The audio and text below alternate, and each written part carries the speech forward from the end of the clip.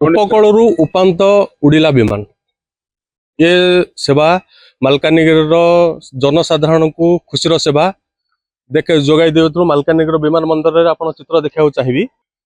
मालकानगिरी वासी खुशी महल आज ही संपूर्ण होगा जाऊँगी जेहेतु आज 2:40 मालकानगिरी विमान बंदर में रेलवे ट्रायल वर्सन सक्सेसफुल होती। आम सहित अच्छा डम्बुर सीसा महोदय पूर्वतन आमर विधायक बीजेपी चित्रकुंडार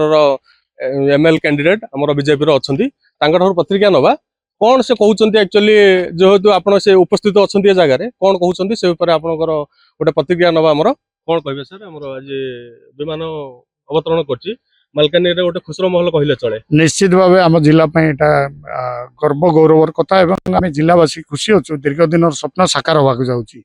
विगत सरकार आप देखिए तरबरिया भाव यहाँ गोटे भित्तिभूमिटा उद्घाटन करदे किंतु आमे निराश हो जाइलु किंतु आमर डबल इंजिन सरकार आसिला परे आमर जे देशर यशस्वी प्रधानमंत्री अच्छा नरेंद्र मोदी जी प्रयास विशेषकर आमर प्रिय मुख्यमंत्री मोहन चरण माझी जी प्रयास रे आज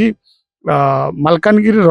रनवे टाकू पुनः कार्यक्रम करी आर भित्तिभूमि विकास अर्थ अनुदान देवा सहित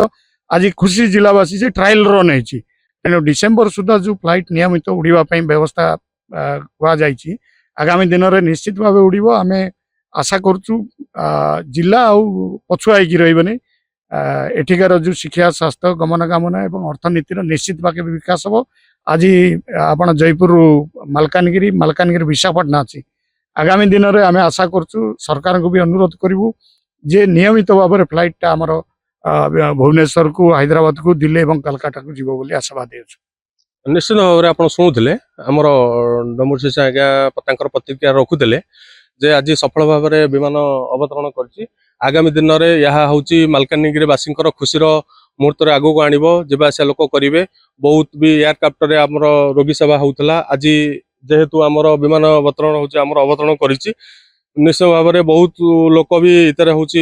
लाभ पाइबे आमर मालकानगिरी लोक मानकर निश्चित भाव में खुशी विषय कहले चले। मालकानगिरी बादल Vishwal report A1 TV Odia.